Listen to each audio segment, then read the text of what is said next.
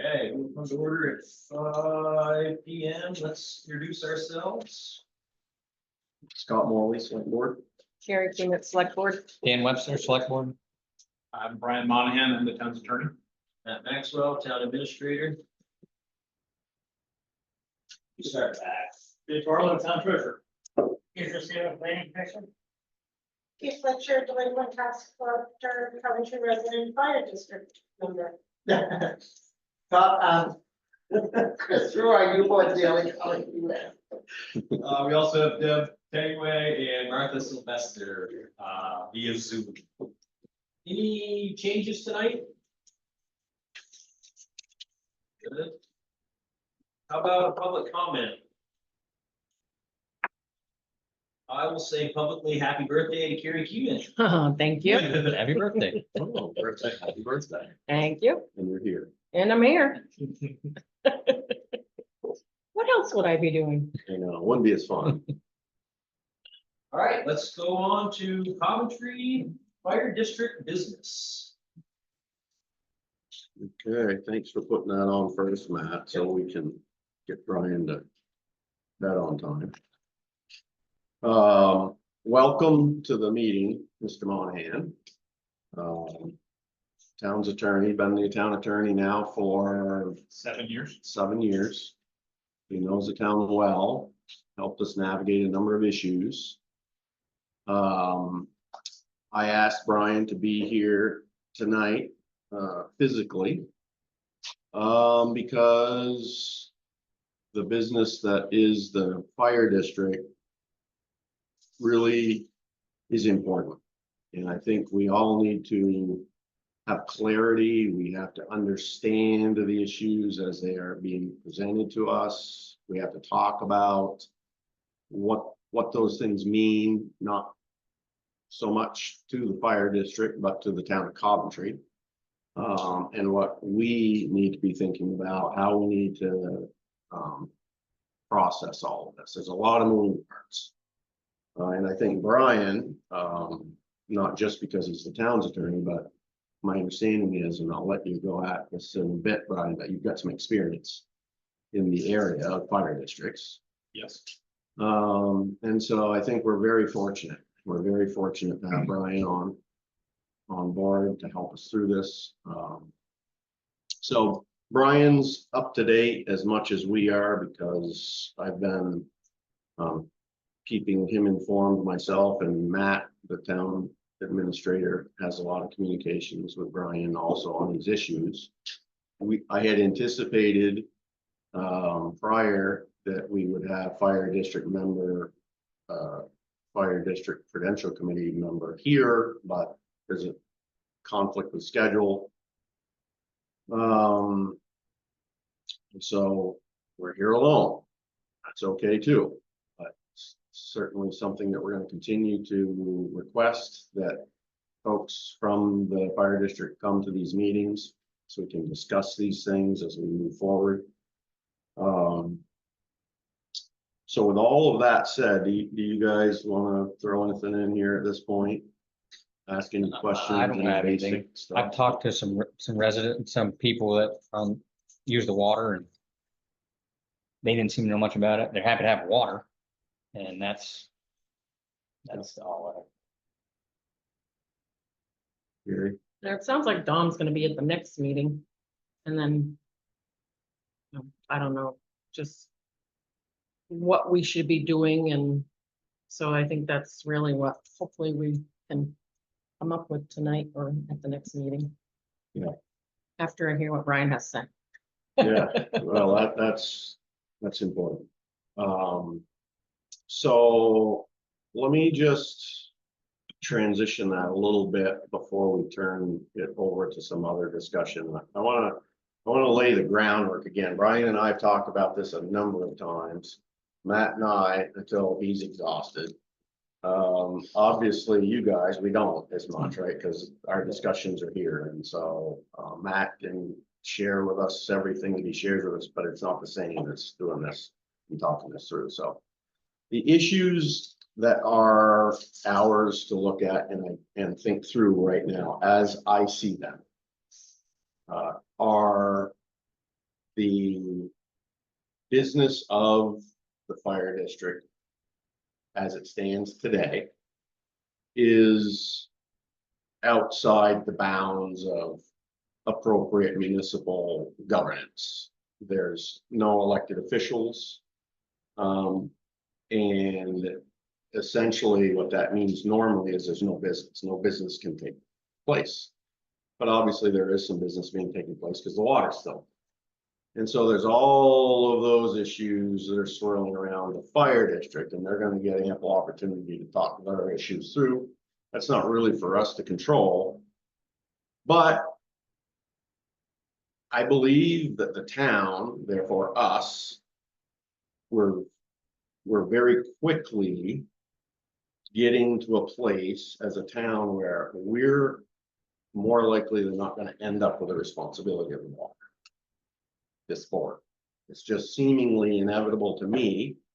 Brian's gonna hopefully talk about that a little bit, but because I think, and all of the indicators would seem like that's where things are gonna end up, we need to know a lot of answers that we don't currently know. We need to know the business of the fire district.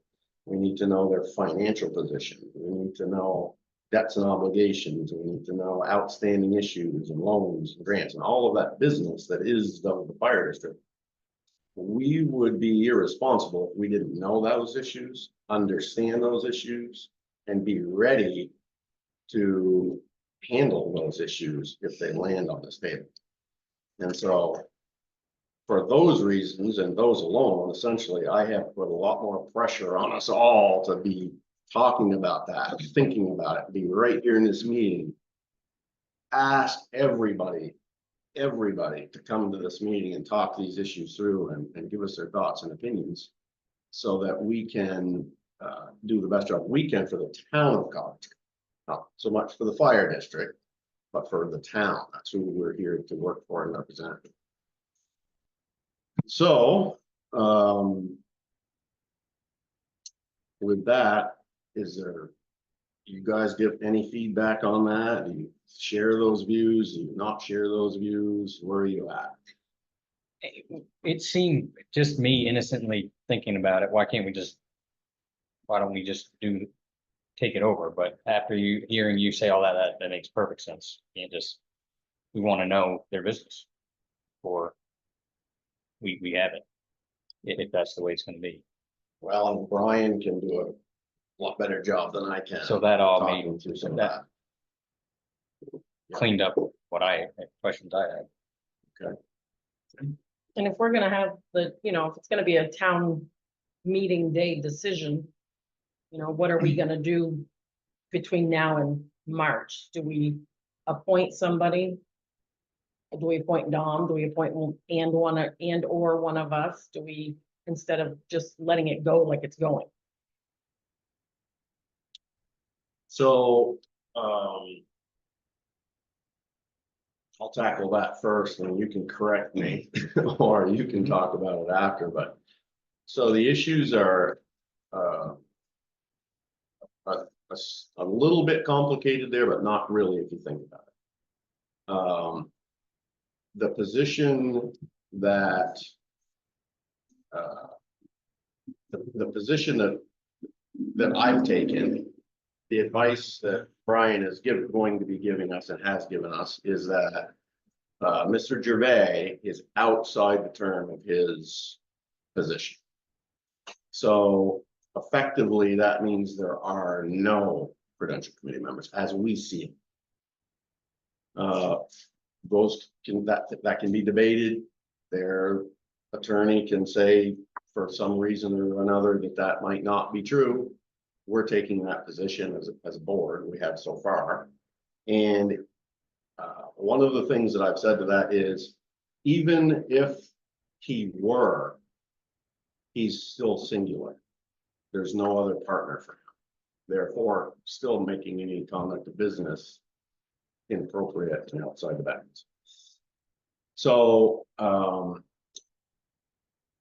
why I have been a firm believer in not recommending one of us participate on that credential committee today in the issue with the issues that are there is because we could very likely be on opposing sides of issues, right? We've already not paid bills, right?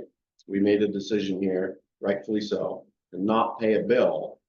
It would be extremely inappropriate if one of us were also sitting over there on the other side of those issues. It's not an appropriate place for any of us to be, and it would be, in my opinion, very detrimental to town business. That's who we are, we're the town. When prudential committees find themselves in those areas where they lack a member, absolutely, we can help them out, we can get them to their next annual meeting until an election can occur to help them along with their business. But that's under normal conditions, very short periods of time, not for large issues that they are currently experiencing. So for those reasons, very, in my opinion, we'll get a legal opinion on that, but a very, very dangerous thing for us to do. It would be against interest of the town. So therefore, I've said, I'm not making that motion, and I know I can, strongly suggest you guys don't. And think that through. That's part of the reason why Brian is here, so he can help us talk through some of those issues that I know you guys are maybe struggling with a little bit. And you should, but it's a hard decision to make, but Brian can help us with that, so. That was a lot, Brian, I'm sorry, but you've been through it before.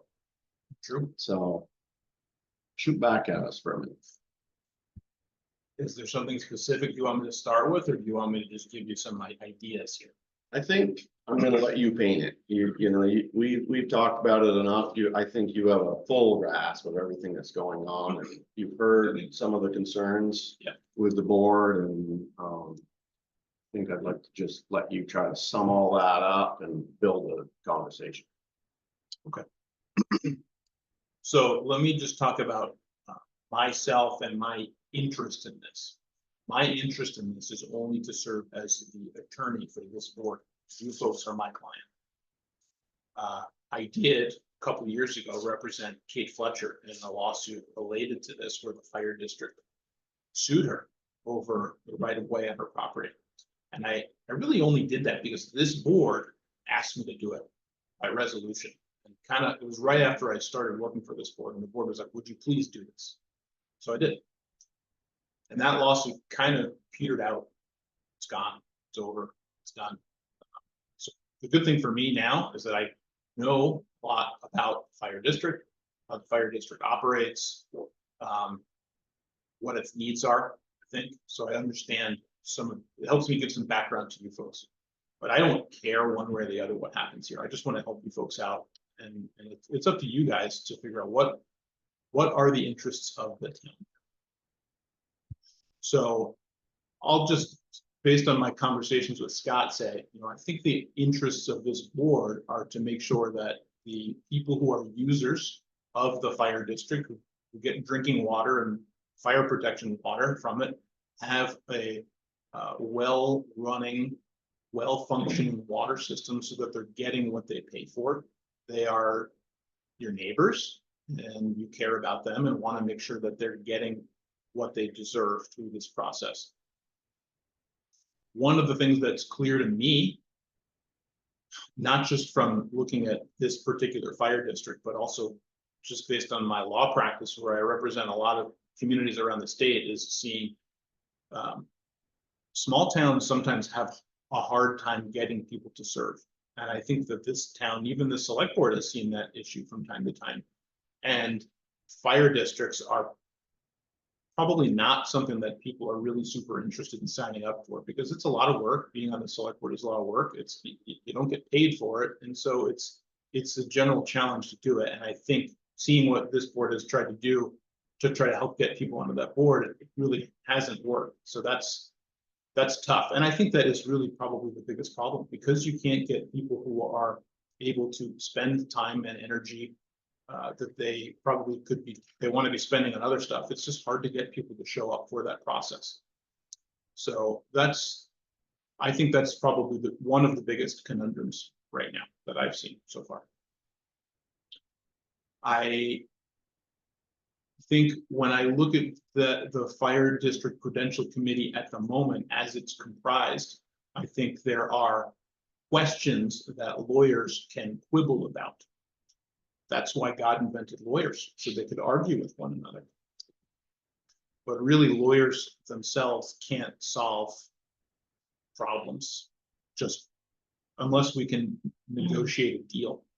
Really, it's up to a court to come to a resolution. And I think litigation is the last place any of us ought to be on this issue. There's absolutely no reason for there to be any litigation. Got to be some way to resolve this. I don't think the taxpayers would want their money spent that way. I doubt that the ratepayers would want their money spent that way. So hopefully we can avoid that. I think that's probably one of this board's goals. And I definitely want to do that. I want to help avoid lawsuits, because the lawsuits are really, they're bad for the people paying the bills. That's what it comes down to. And it's a slow and inefficient way to resolve problems. So, you know, I think one approach is to say, can we get people who are ratepayers in the service area to sign up and help run this fire district? And if we can't do that, then the other option is in some way for this town government to take over the fire district. And that is something that is legally possible. The question is whether you folks want to do that.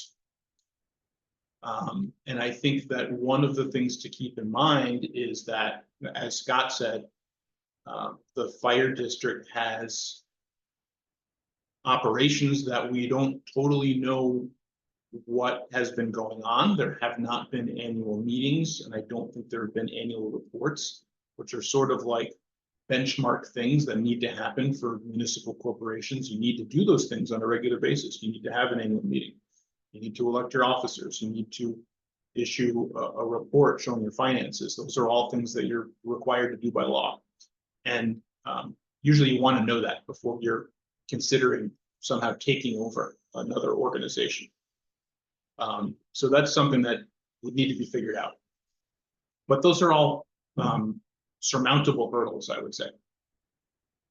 I think the question right now as to whether Mr. Gervais is legally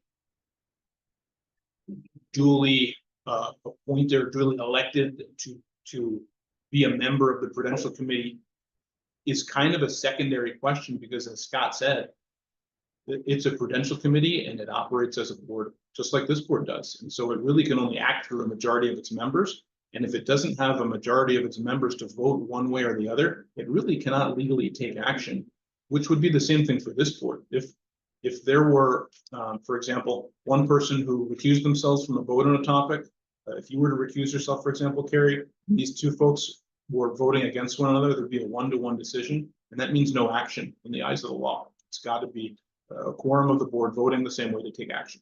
So if you only have one member voting to take action, there's no vote. It's legally ineffective as far as I'm concerned. And I am 100% confident if there were a court analysis of that, the court would say the exact same thing.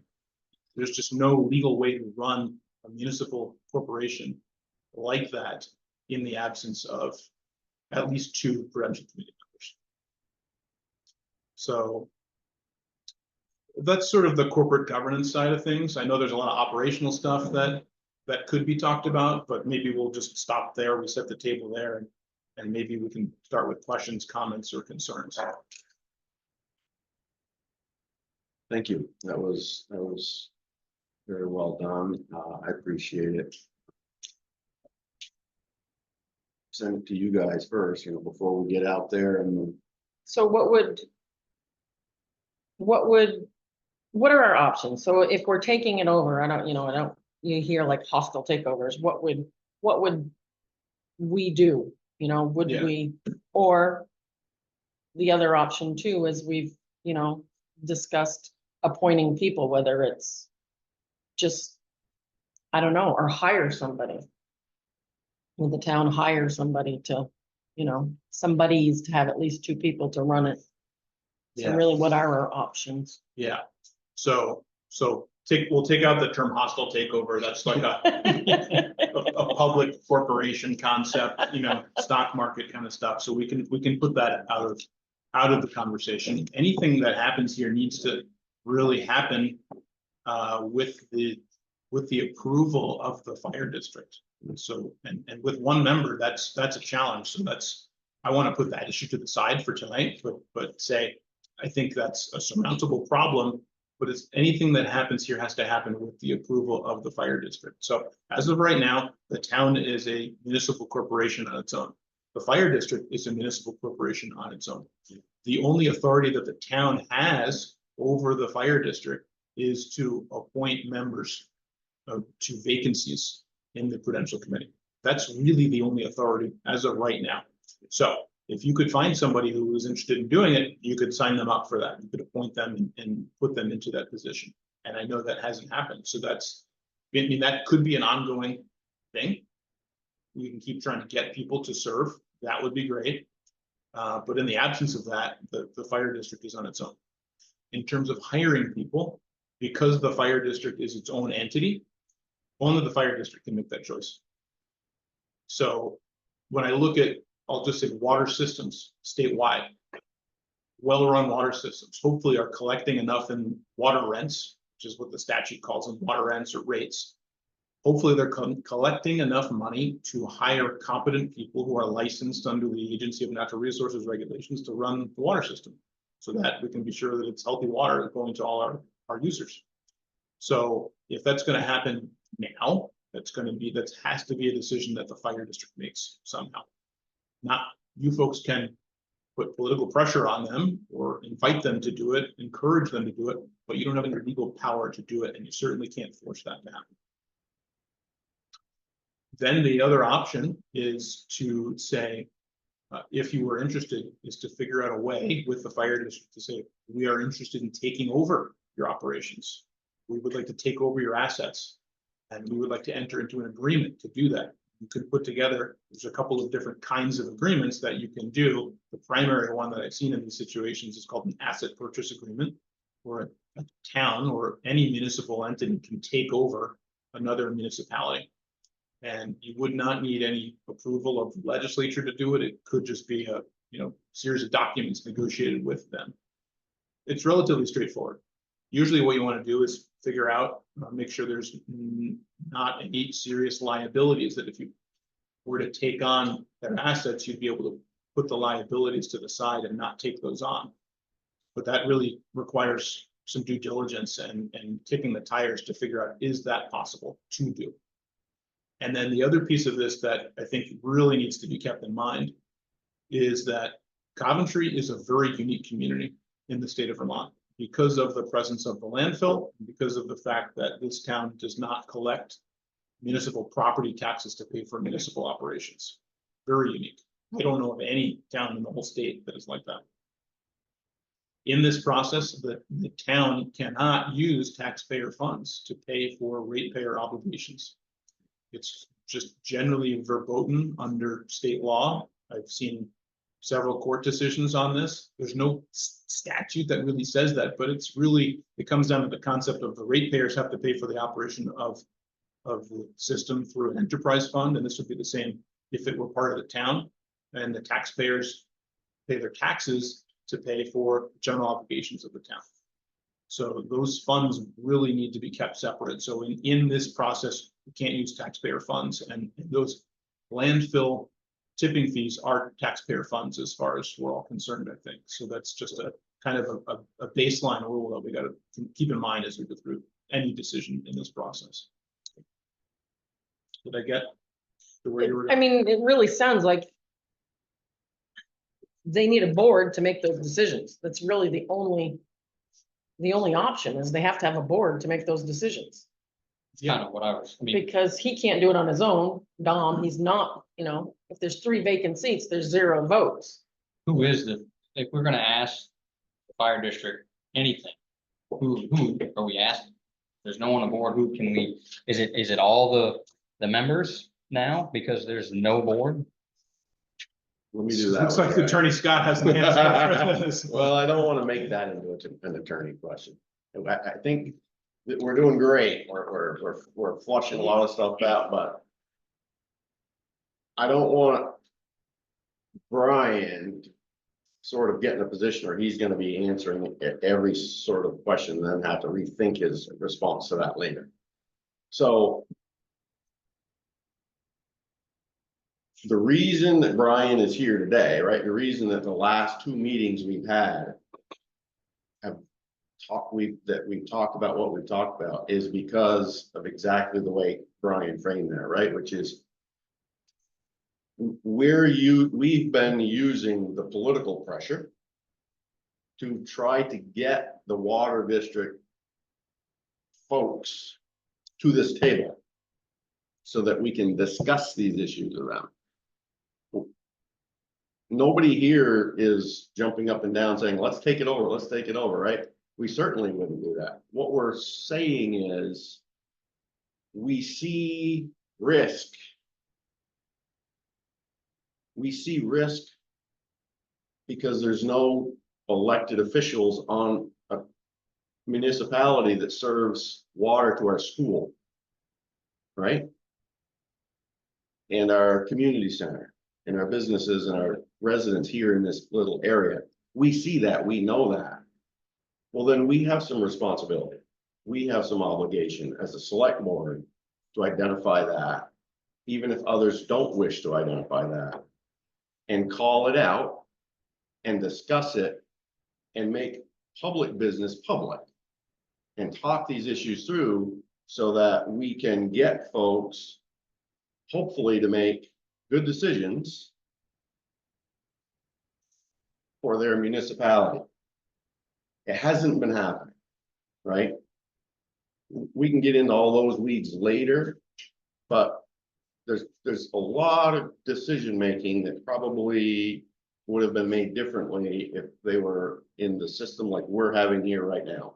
When reporters are on and television screens are going and attorneys are in the room, you're probably going to come up with a good decision. But if you're alone or less than that, you don't have an opportunity to debate and dialogue and get other ideas and see things differently, not only through your own lens. And so you're going to get a lesser product. So we have been, as a board, identifying that, right, for all the people in this town, identifying it for ourselves and everybody else who wants to pay attention. And we're taking political steps so far to encourage dialogue, to encourage somebody throw the flag here. Somebody's going to throw a timeout flag. That's what we're doing. And saying, get to this table and discuss these issues. We can't fix the past, but we should learn from it. And we should be taking steps now to correct those deficiencies. And we can help with that, but we can't do it for them. Can't do it for them. So what those next steps look like, I don't know, because as Brian has eloquently laid out, other folks are in control of that, right? Not us. And so because it's perilous in many legal ways, we're not going to go over there and engage in that decision-making process because we're the select board. We're going to stay this. We're not going to become a prudential committee. So how does that happen? Who do we talk to? Again, we've got people, right? We have Dominic Gervais, we have Deb Tangway, who are conducting business. So obviously those are the only humans we have that we have to communicate with in order to sort of effectually get knowledge. So that's who we're going to communicate with. Should it be done that way? No, it shouldn't, but we can't control that. So we're probably going to be having conversations, not tonight, but in the coming days and weeks around.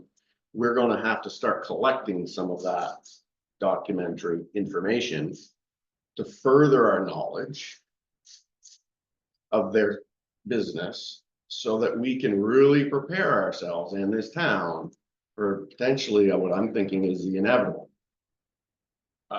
So we're gonna be looking for their past numbers of years audits, their past numbers of years reports, annual reports, minutes to meetings, work around grants, loans, all of that business on paper, like we do our business on paper, that shows you their business, whether it's good, bad, or indifferent. We have to know that at this point. And we can get that. It's an easy process to go through, and we will be in order to figure all of those things out. So I'm gonna encourage very strongly that we keep that sort of a stance and we keep asking those folks who are in the business over there to be reporting it back to us and talking that through, but we should be doing it here. I shouldn't be doing it individually. You shouldn't be doing it individually. You shouldn't be doing it individually. Three of us need to be doing it publicly at this meeting. All those conversations at this point, with as many issues as that we've described tonight, we need to be very careful about how we're dealing with that, and it needs to be happening right here. So if we were here and we had fire district people here who wanted to be involved, how would they start? What would they do To serve on the potential committee, to get it going like a normal committee?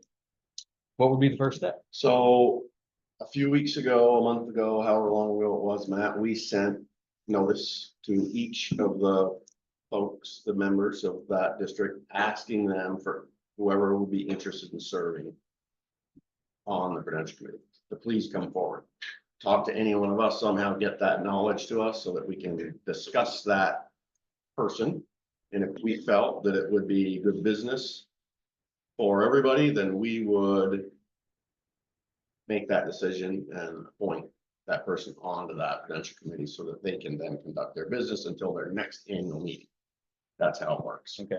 We can't go force them to do it, right? We can But continue to. then they can do it. It's. But then it's theirs to do, right? So, that's the steps that has to happen, as I understand them, for the Prudential Committee to become functional. We have the authority to do that. Okay, We can't order them, right? But we have the ability to appoint them, and we should and will if some candidates come forward. And then all of those other conversations just will continue, I'm sure, but then it would be a good first step, right, for that entity to be conducting its business properly. Yeah. But we're working harder, I think, than some other folks on trying to get those things to happen, which is okay too. That's what we're for. But it's a good thing to be mindful of. Sorry, Brian, I didn't mean to kick you out of there. It's just, Perfectly acceptable. I was only gonna say, you guys should figure out who to talk to. oh, And ultimately, whatever happens with the fire district, they're gonna keep functioning as is. They really ought to have duly elected officials voting as a Prudential Committee to take action. Or if they wanna convey the assets of the fire district, they need duly elected officials to do that. Right. That's it. That's the baseline.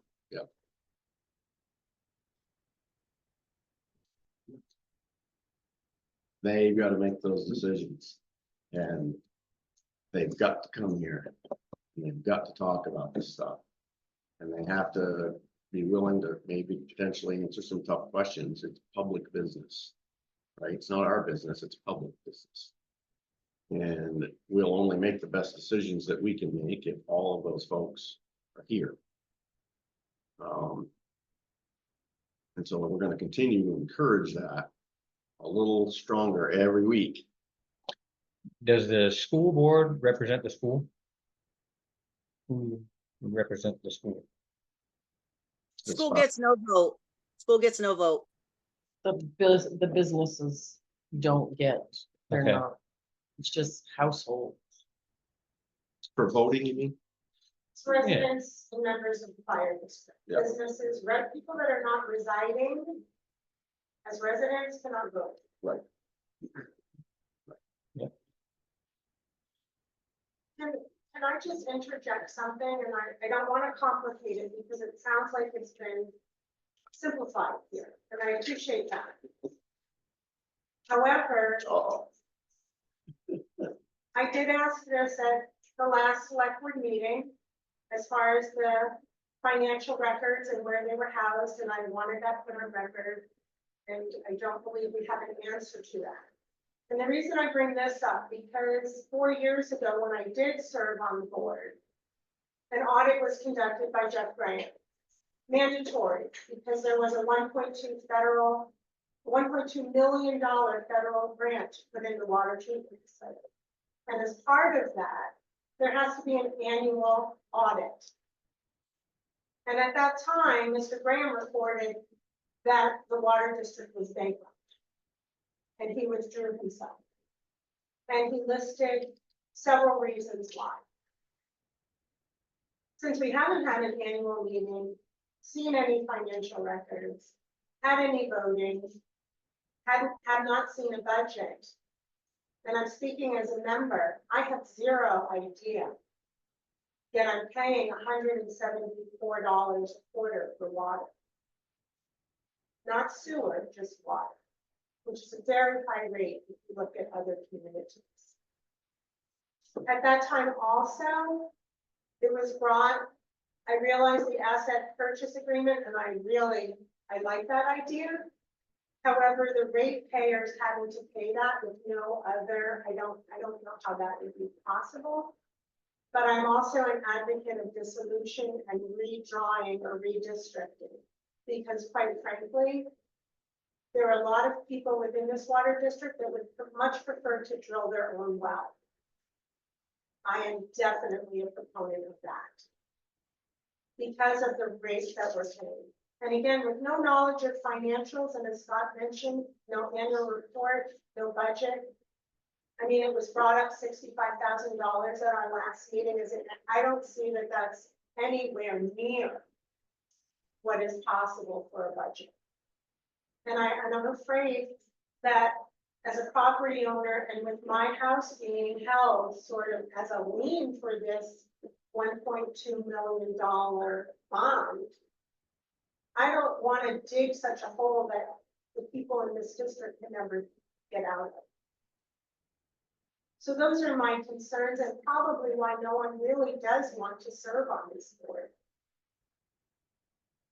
As long as they're getting water and their rates are somewhat payable, there's no one else here at this meeting. But as soon as that water is a problem and their rates go to probably what it's going to cost to sustain this district, you're going to see a lot of angry people. I would just like to add, as Kate's saying that, I would just like you to be aware that Martha's Diner is now up for sale. And the turnover in the village of residents and whatnot. And yeah, it's definitely conflicting. I wrote up some stuff, but I just wanted to reiterate that that is a huge problem why nobody wants to serve. There's a lot of other conflicts as well. And the complication of this fire district is in such disrepair and has functioned. They've been bankrupt for at least 10 years. I mean, come on. I've been at this 7 years at so many meetings now, which it's good to see you at the table, Brian. It's crazy. I had to beg attorneys. I couldn't find another auditor to take on Jeff Graham's audit letter. I mean, there's so many things here, and the folks won't come to the table because you know what it's like to come to the table and you're told shut the fuck up, or I don't care what you think. This is what the fire district, or you're too stupid. Why don't you shut up and go with the flow? And I'm not just talking about Kate and myself being swore at and everything like that. I'm talking about other members. It's nobody wants to show up to the table because there is no discussion. It's not a democracy. It's a personal attack. You know, and Kate and I have thick skin, but let me tell you what, I can tell you we've left crying a lot along with Melissa Gallup. So, I mean, this is insane. It's insanity. You're not gonna find the records you need to pass an audit, and you're not gonna find another auditor to get the records. So I don't, you know, I honestly don't know what to do other than the fact that maybe get the voters to sign a petition to have the select board hold a duly warned meeting for the purpose of, by Australian ballot, for the purpose of dissolving the fire district, and then having the town pick up the merger, which would void out all of the debt. I mean, I've talked to so many attorneys and I mean, auditors. I've got hung up on before. New York auditors getting hung up on. It's crazy. So I definitely think that, you know, this is beyond repair. And when I walked away from the table, there are some issues, as I put in my email, that I won't say out in the public, but there's definitely some, my conflicts I see are, there's gonna be attorney conflicts. There's still a well access deal that has to go on with Kate, as her family has suffered tremendously, pointlessly. You know, you can't get the CFD records for an actual audit. They just don't exist. So some of the records you're going to want, Scott, don't exist. Same thing, Brian, they don't exist. And 3 years at least, the fire district was running in the red before I was elected. And so it's been 4 years since then. So it's been 7 years bankrupt at least. And that's why I said I actually have USDA saying that the need for water needed the vote for everything that was going on, because there were 2 court cases going on during the time that they got the loan. So, which brings us to the attorney conflicts problem, because certain attorneys wrote that there was no lawsuits going on when they knew damn well there was, which makes it another thing about finding an attorney for the fire district, along with the 3 pages of the audit letter that Jeff Graham is just like, you know, that doesn't exist. There's no resources in the fire district to pay for what needs to be done for that. The town, however, the town of Coventry, my problem I see is the number of connections versus the number of voters to sustain a functioning democracy, as well as affordability. The water is not affordable. The water hasn't been affordable to the people of the village, because let's face it, for 4 years, we couldn't drink our water and still had to pay our bill while buying fresh water and then lugging it home to our homes for 4 years. And that was just a short, maybe 3 years ago. So do you understand why people are really burnt out? And to say that this is exhausting and tired, I can't tell you how many tears that my family, that half of the families that I've held standing there crying on this fire district. I haven't even been in town, and I'm here because I feel like I owe it to these people. They voted me in that position, and I walked away because of Ned. And the fact that Dominic didn't see that as a democracy. Plain and simple. So I don't know how you find somebody to work with the diehards. Democracy is a team sport. It's about a whole bunch of people. And when you don't get listened to and you're just told, swore at, and told to sit down and shut up, you know, and that's the voters. And then when you go to find a professional to help you dig out of this, they're like, holy crap, I can't get entangled in that. There's no way that's going to lead to a lot of conflicts in my law, in the law field.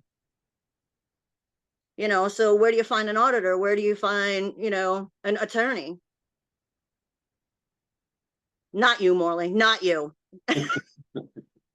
Martha, thank you.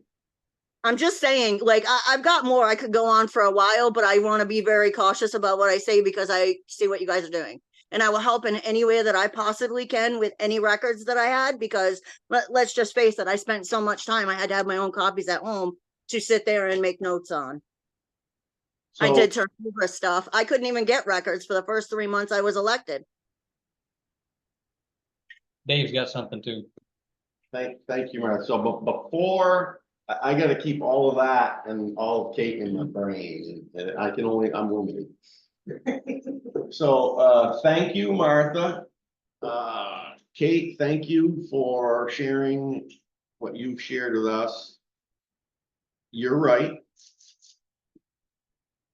We're step one simple tonight for an educational foundation for folks as their realities are today. I get the history. I was part of some of that history. I have knowledge of some of that history. And those things will all, I'm sure, get rediscussed.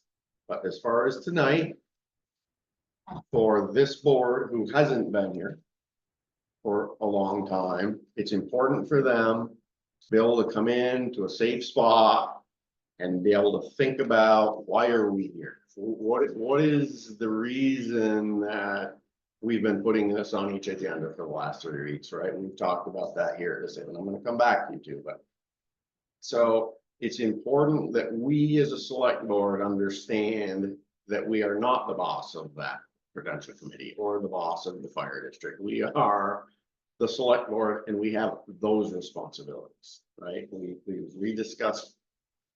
I'm not going to go through all that stuff again, but we know what we're here to do. We're here to help this process along. We can't force this process along. There's ways that we can use persuasion, and we're doing it.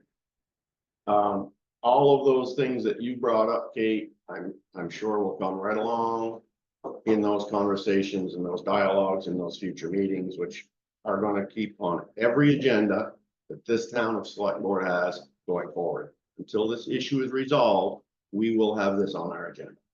Everybody gets invited, begged, challenged to come here and discuss with us the issues that are in the fire district. They have to. Martha, you went a little further. Thank you for reminding us the difficulties. We get it. I certainly understand it. I also know and understand the importance of proper steps.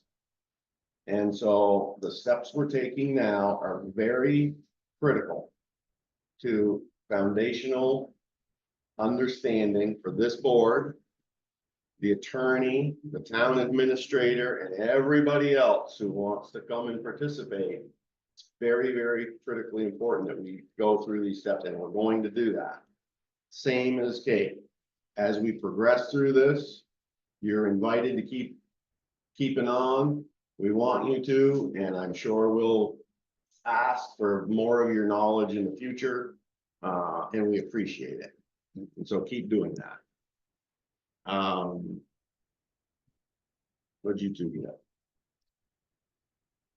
I get the maybe it's just me. I feel like there's more. We don't need to get into it. Maybe it doesn't matter at all, but I feel like there's some personal conflicts between people that I just don't know about. I don't know the history, and I think it's affecting maybe why people don't want to come and I think that that's probably obvious, and that's of no concern of ours, right? Yeah. People can make up their minds and do anything that they want to do, and we're all lucky enough to be able to do that. We're the select board. We're independent of those issues. We have to stay that way. We have to think and consider about what are we here to do, right? We're here to serve the town of Coventry. All the responsibilities that we bear. That's what we need to do. We don't play favorites. We don't get personality contests going. That's not what we're going to do. We will not. We will look at the issues independently. That's why Brian is here. That's why we're going to continue to be requesting more and more additional information, as Kate was talking about, so that we can see paper and documents and facts and allow Brian to do those things, and he can give us some professional opinion on some of those things, so we can make fact-based decisions for the best interest of the town of Coventry. Right? We're going to hear a lot. We're going to see a lot. We're going to experience a lot of that. We just got a dose. Thank you, Martha. And that's okay. That's okay. That's healthy.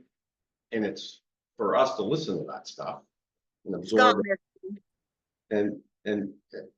But at the end of the day, we've got to make the decisions that are best for this town, and we will. And maybe that's the next letter or postcard is, you know, please come to a select board meeting there, the first and the third Mondays. Try to get some of those people here. So, Mr. Gervais has said he would be here at our next meeting. We're gonna try to hold him to that. We're going to be inviting Deb Tanway, because she's a participant in this business. And she's going to have to help us to understand some of those issues. Because there's a lot there too, we gotta talk through, and we're gonna do that publicly. We're gonna talk about this stuff right here. And, so I think we've done a lot. We put a lot of that pressure out there. We're gonna continue to do that, but it's sort of like right now, it's kind of got to go back to them. You know, we shouldn't be here tonight and make a whole bunch more decisions about, you know, additional steps we're taking. Hopefully, everybody's listening. And this message is pretty clear that these folks have got to come to this table. It has to happen. And time is important. If there's anything else that we can get through tonight, that's the most important one. We made that public information request for the financials too, Dominic Gervais. Dominic. So those records are kept in his phone. I do not know that. David, I turned over all the records to Dom, so. Hey, I got the floor from Martha. Scott, So as an employee of the town of Coventry, working in this building serviced by the fire district water, where I can go get a drink and make a cup of coffee and flush the toilets. What is the objective of the select board to not pay the bill? I don't understand that. I'm looking for because the obvious outcome of not paying the bill is eventually getting the water shut off. so I was a strong advocate for not paying that bill. And the reason that I took that step was just because of some of the other steps that we're taking, which is to put pressure on those people to come to this table. If there's no prudential committee, and there's no treasurer, and there's no clerk, and there's no delinquent collector, there's no official, how are they conducting any business? Okay, is water being delivered to the building and to all the customers? See, my concern is as an employee, you're about to make my workplace uninhabitable.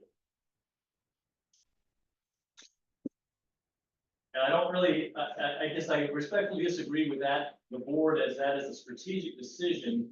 Is really what you're saying to the water district, the fire district is, okay, you don't have to pay your bills. And just to drive them into actual bankruptcy. 'Cause I'm not gonna believe sitting here now that they've been bankrupt for years because water's being delivered. So those are some strong opinions. Well, I think it's a fact that water's being delivered and I work here. That's what I'm stating. That's not an opinion. That's a fact. You shared some strong opinions after that. Those folks need to come to this table. Okay, but And our discussions with them will remedy all of these issues, I'm sure, because that's how human nature works. When people go to their corners and they don't talk, and they don't communicate, and they're not effectively managing the issues together, you're gonna have a bad outcome. That's what's gonna happen, David. People who are responsible, people who have the responsibility that we all have to make decisions for the people that live in this town, must come together no disagreement. and talk about the issues. Sure. And if that's happening, these other little issues wouldn't happen. It's another example of this select board taking some actions. We probably will make a mistake or two. And I'm willing to make a couple mistakes if we can fix this issue, because this issue is not getting fixed. It's been getting progressively worse. It's been years and years and years, and everybody knows it and everybody can see it, and nobody has taken it on. We're gonna take it on. We're gonna fix it for the people that live here after you're gone. That's what we're doing. You know, we're gonna Well, again, I'm not questioning that at all. What I am questioning is not paying the bill. It seems counterproductive to your strategic objective of fixing the fire district. Well, under advisement. We gave them how much money through FEMA, FEMA or ARPA? ARPA? 30-some thousand. So we gave them about 30,000 there. Well, you've allowed that still against. That's right, because we took steps there too, because, again, the business didn't support the request. And if you look at that, what we're responsible to do, we are responsible for the town, not for that entity. And the business that was coming to us as a partner on that was not sufficient to provide that level of review. Not gonna happen. We're gonna continue to make good decisions the best that we can, get people to this table so we can talk those. You and I shouldn't be talking this issue through. We and the Prudential Committee should be talking this issue through. And I get it. Thank you for doing it for them. But they need to come here and do that. And so does Ms. Tangway. As an employee of the town who works in a building serviced by that water, which clearly does work. I drank some today and flushed the toilet. And we're refusing to pay the bill. I think that's not in keeping with what you're trying to accomplish. We will be requesting in the coming days now. I think you've just effectively made my decision faster. I usually have that effect on. Yeah, that we will be requesting that public information to see that checkbook. And to see what bills are outstanding and coming due and what that revenue stream is. So we'll be thinking through that on how to do that so that we can see if our actions potentially could have an undesirable effect, and if so, we'll remedy. But we'll do it in a way that is responsible, not in a way that's emotional. We will look at those numbers. And I'm speaking loudly, by the way, just because I know that mic can't pick up anybody back here who speaks. We gotta get another one. So don't take my volume as No, I didn't. sort of anger. That's not what it is. I didn't. Just, I know I have to project in order to get onto there, so I don't want Martha to miss a word. Have I made any legal mistakes? As far as I can see, no. Thank you. Chris, Scott, who is in charge of the physical operations of the water system? If you had a water main break out here tonight, who's gonna come and fix it? that responsibility currently lies with the Prudential Committee member, Dominic Gervais. He needs to be responsible for that. But who comes and does the work? You have to ask him that. I don't even know the answer to that right now. I really don't. Pedro. Pedro in what capacity? He's the water operator. Water district contracts in usually, if I need something done, it's the guy they send. Does the town have equipment to dig up the road? So the town, Or does he, well, the community, the water district? I don't believe so. So if you had a water main break, you call him a contractor? So again, it's not us, right? It's the water district folks. And I suspect that they would contract that service. It wouldn't be the town employees. Yeah. Okay, we're coming up on an hour on this, just let you know, got some other stuff to do, right? You guys? I'm good. I hear everybody and I'm good with this decision we made. I just think we need to do whatever we gotta do legally to get people here to talk about it. We need people here, that's it. So that they decide, make a decision and do something, so it's all running legally. Only issue I wanted to speak to that I heard come up a couple of times, depending on who's speaking, was about votes, town meeting.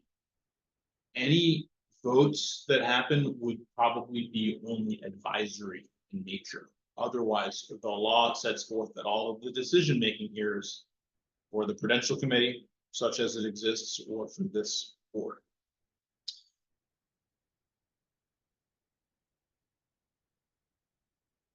You're talking about the fire district. And both, I mean, there's no, the town of Coventry doesn't need to put any fire district related issues on any ballots. Right. Absolutely not. Yeah. The fire district really needs the Prudential Committee to take action, and Right. really, no matter what they do, it's all Prudential Committee. The voter authority is relegated to voting to elect Prudential Committee members. Right.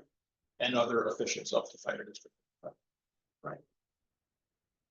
I know it's been an hour, but statutorily, there are no Prudential Committee members who can call a fire district meeting at all. Statutorily, this is where the question started originally with not paying a bill in my mind, to paying something to a municipality that has no officers that technically by statute doesn't exist, that can't perform business. That's how my mind is thinking. Mine was too, and I thought Scott had answered that. If people were here, somebody was willing, we could appoint them. Is that, That's part of the conversation. Absolutely. Kate's kind of getting that. How do you do anything, right? You know, how do you even call a meeting? Because you can't. So I think the answer to that is that the members would have to petition for a meeting to elect officers The members, of the fire district. I mean, that's a process, right? well, there's one member now, so the question is, what can that one member do? No, members, users. Yeah, our members are the people that are in the I see. district. We don't have a. So they would have to Prudential member. petition. Yeah. I mean, but that, that's like, it's a great question. They gotta come here. Their legal should be talking to this guy and we should be saying, you guys go figure that out. Yeah. But you gotta be figuring this out because it's not for us to do, right? But right now, we don't have any counterparts. They're not there. And so the whole business, there is no business. There we go. There's no business they can conduct. And who knows what's going on or not going on? We don't know. We don't know anything. We don't see audits. We haven't seen anything.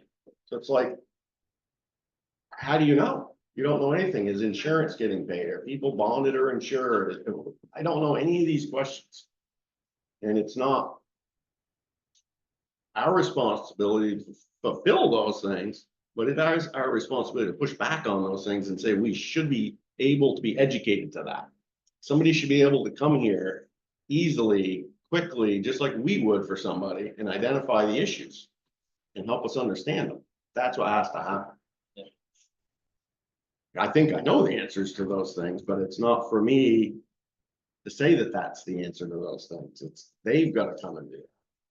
And we can't drag them here, but we can keep doing this. And that's what we got to do. So until something changes, I think we've made our stance. I think it's the right one to take. So Brian, we'll be getting in touch and we'll be asking for some public records from the fire district. You'll be able to help us out with that. I think Yes. we made a pretty good start on the list tonight. Maybe you could give some thinking through to what's important first, what's not so important. There's a risk of potentially always overwhelming people when there is none to fulfill it. So I can follow up with you in a day or two and we can talk about that. Okay. I will sit tight. Thank you all. Good to Thank meet you, you. Mike. Gary. Good to see meet you. Yep. Thanks for having me. Appreciate it. Yeah. Thank you, Matt. Thank you, everybody. All right, so thank you. Before you move on, can I just say, as you know, somebody who drinks that water, Pedro designed the water system for the plant and he's an excellent, knowledgeable water operator. And he is a huge asset, not only to CFD, but the town of Coventry. He holds offices in the town, so I don't want somebody to think that the water's not being mined. Pedro is mining the treatment plant. Thanks, Martha. We love Pedro. Thank you. Yes, we do. Thank you, Brian. Thank guys. you. Have a good night. Thanks for the You too. job. Watch the color. Yes. Where does it come from? Okay, dry hydrants, maintenance. Chicken County. Oh, wow. From what I understand, Orleans Fire will be doing the maintenance on all of our dry hydrants this year. Correct, Scott? Right, so we've had this discussion here a few times. We gave Matt direction to follow up with the Newport Fire Department and the Orleans Fire Department to inspect and correct any problems. We were unsuccessful and still are unsuccessful. No, I talked to him. You did talk to us. Yes, With Orleans? I talked to. Orleans was He doing, said, well, sounds like you've got it worked out with Orleans for this year, but we'd like to do it once in our area next year, starting next.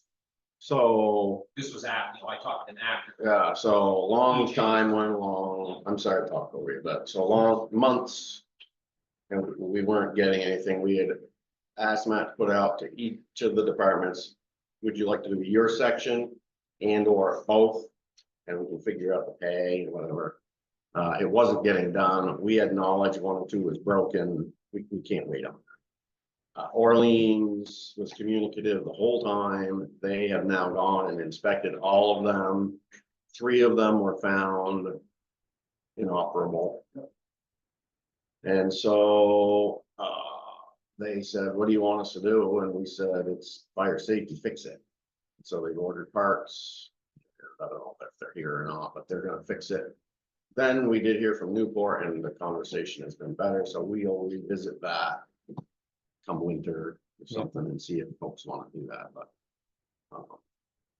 I don't think there's gonna be a real cost borne. They usually use it for training, from what I've been told, to do the flush and Yeah. it orients all of their people Yeah. to their area, so it's a good thing, but certainly there was 3 of them that weren't working. One was your grandpa's. oh, really? Yeah. I saw him doing it and Yeah. water was flying, so I figured it was fine. They got it fixed, yeah. So that's that. We'll have to revisit it Right. in 6 months from Yeah. now He's gonna take care of it, you know. for this year. Okay, very good. Next up, we have the emergency management plan. It's on the table in front of you. 1 copy. The town emergency management director, Phil Marquette, has updated it. Energy. And it needs to be signed in several spots by the select board chair. Then Phil's gonna file it. Wherever he files at the state, I believe.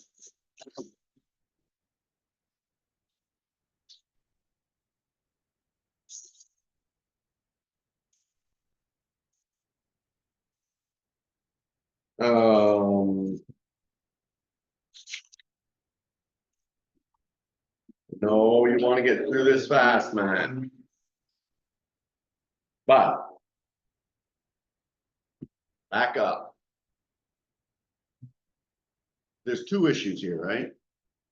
No, Yes, well, this is the town emergency management plan. all right, He's got I think one of Phil's responsibilities is update it every year, so it's got, so it's got everybody's phone numbers or whatever, and whatever, what the town does in the case of an emergency, and then he has to file that. So, I've read it. oh, you've done this, okay. it's got a bunch of spots that have to be signed by. Okay, so is this what we're out of time on? No. That's next. That's, This is an annual. this is an annual. Do they have due dates? Do they have teeth? Do we have any issues connected with timeliness? Not on that one. Okay, Not according to, you've had time enough to look through I this. went through it, he updated it all, and it all looks good. Okay, Carrie, you said you've gone through it, Yeah, this was in our email and I got through it. printed it and read through it. I almost fell asleep. No, just kidding. This letter goes with it too. And Phil's the expert on it, so I wouldn't, if it's like totally wrong, I wouldn't. Yeah, I kind of went through it too, and it was the same thing. If there was something wrong, I probably wouldn't know. But basically, it says So- in an emergency, they're gonna call Phil, they're gonna call Matt, they're gonna call you. So, I hate to do it, but in 3 minutes or less. This is one of the documents that you guys want. Once this is done, you want a copy of this. If you had a serious disaster. Mhm.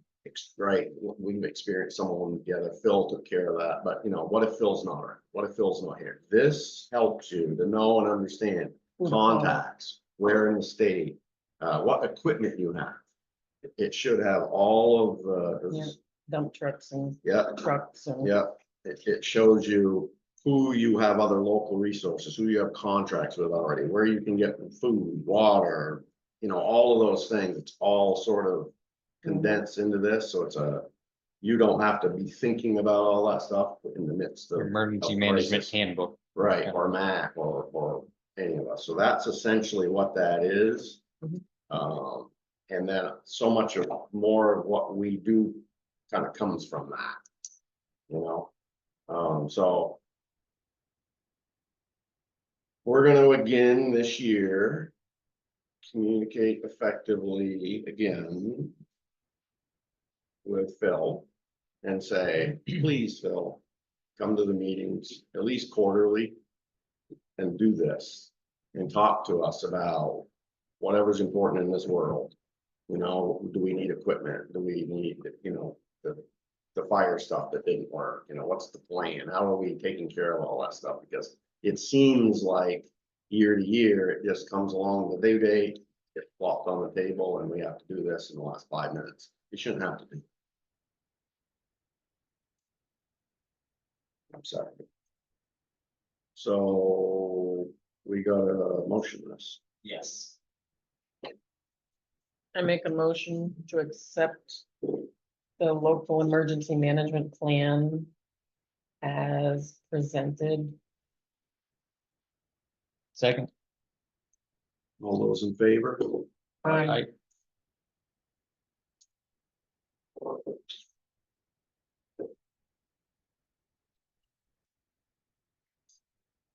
This is, you should get copies. of this. Got it. I'm a paper person. I print stuff I off. don't, I need, Yeah, for this, it's. yeah, I'd like a copy of it.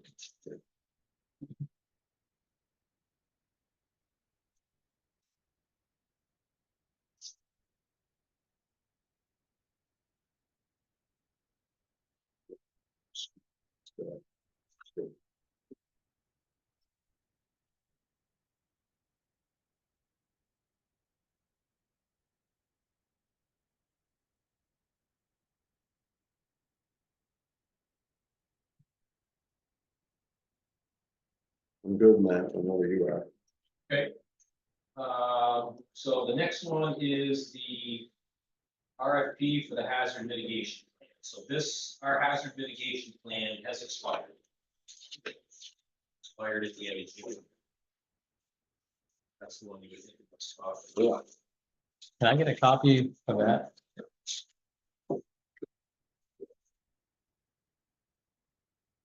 Is it in there? Print you out one.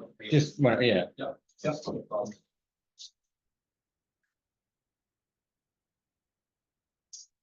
There we go. Got it.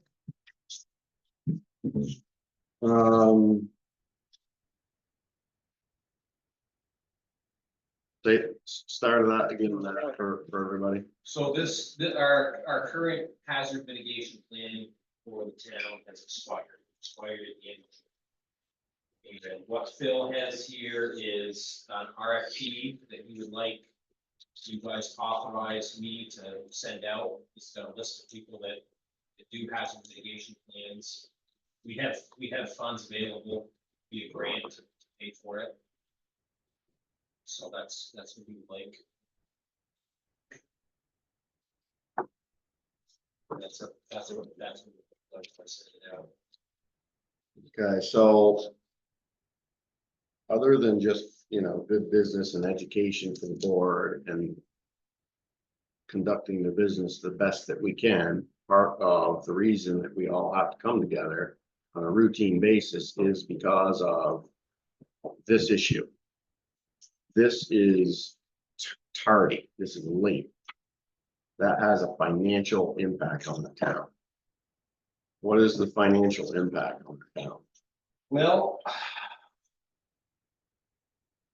All it says here is it's gonna impact the amount of funds we get from the state and FEMA. In case of an emergency declaration. So if they declare an emergency. And we go and ask them for money because one of our roads is gone or whatever, we're not gonna get less than what we would have one of these things. So it could be a lot. So I don't like that answer. I mean, I know that answer, but that's real business now, right? Let's think about that for a minute. We have a $1.2 million FEMA project.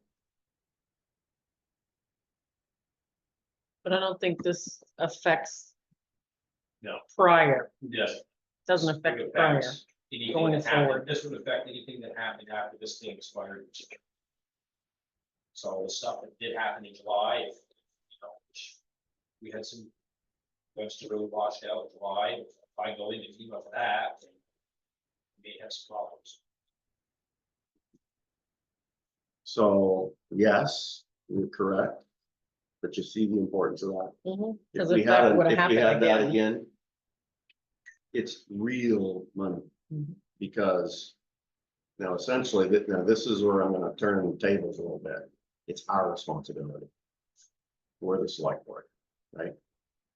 We've delegated, we've gotten Phil. To do a lot of this work for us, but the buck stops not with Phil.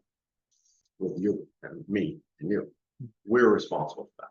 So if this town is gonna lose money and we're going to lose some amount of money, it's our fault.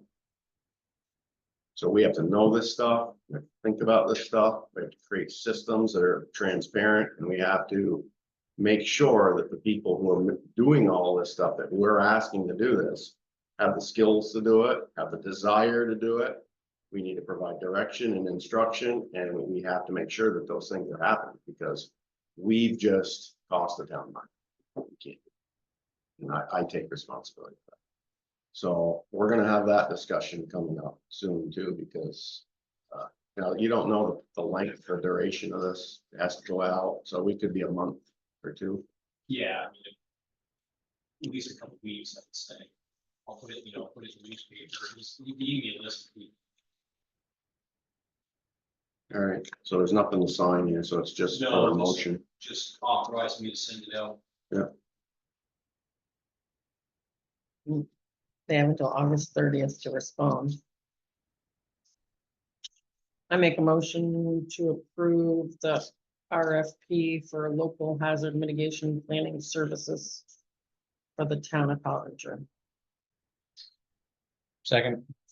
All in favor? Aye.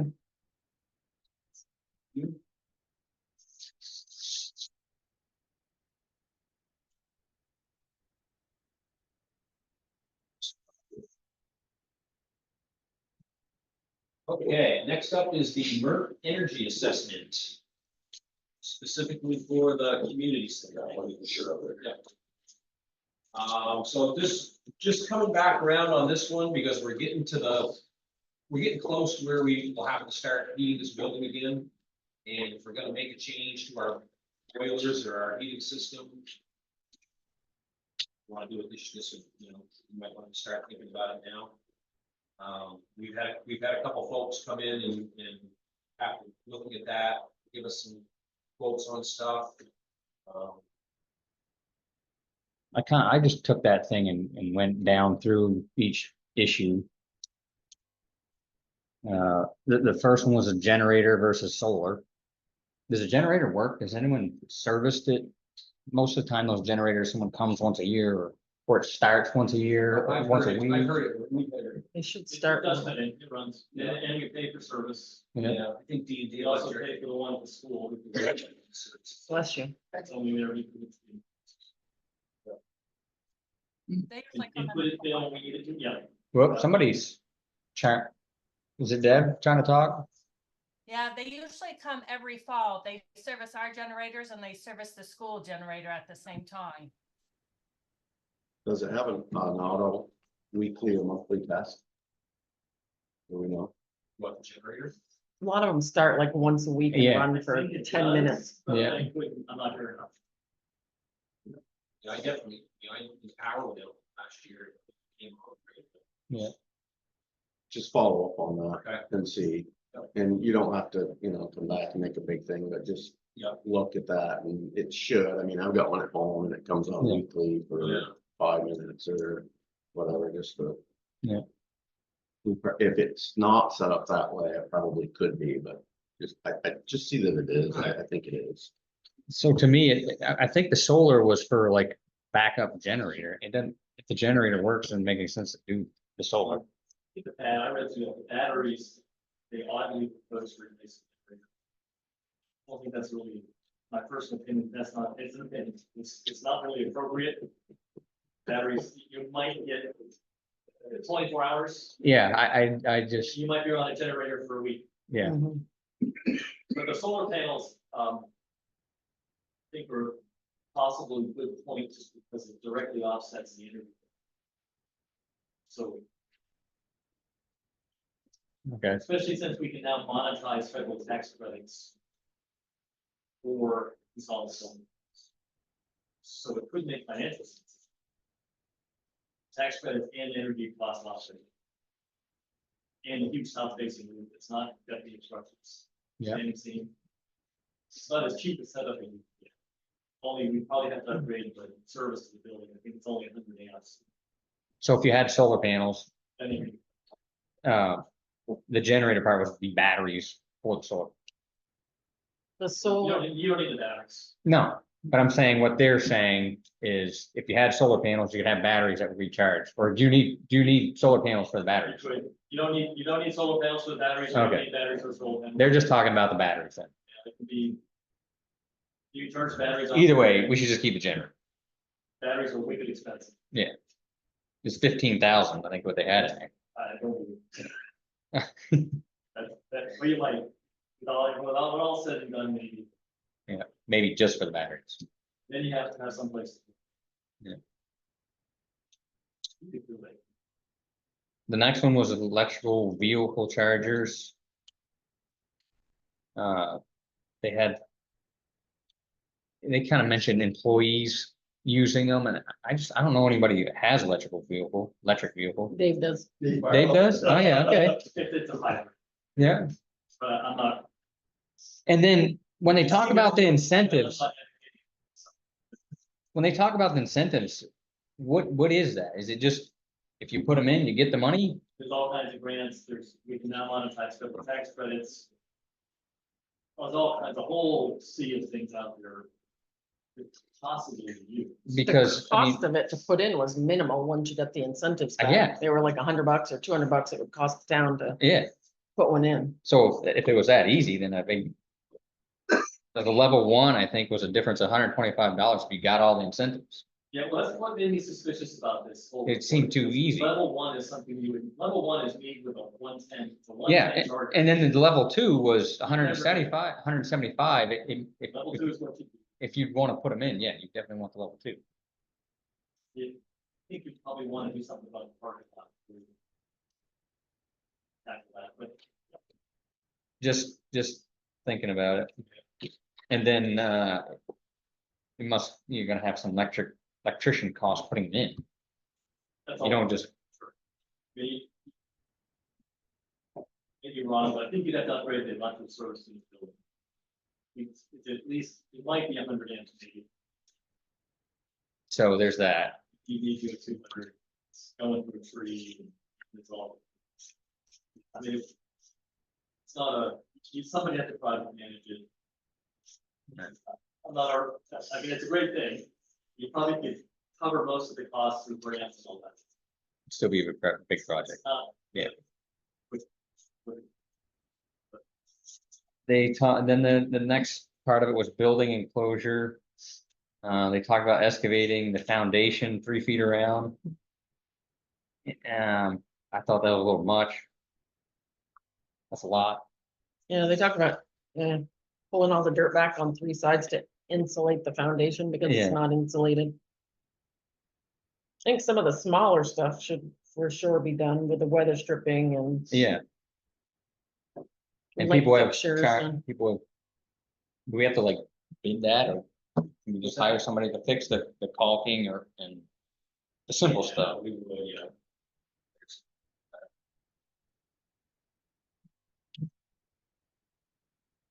Um, So you guys did more homework than me. Good for you. one thing that I'm sure we're always trying to button up our houses and make them tighter, but then they go on to say that if you get If it it's too too tight. And we did this with my house, like if you spray foamed it, now you need a ventilation system. Yeah, that was mine. It's, And marked here somewhere about questioning what.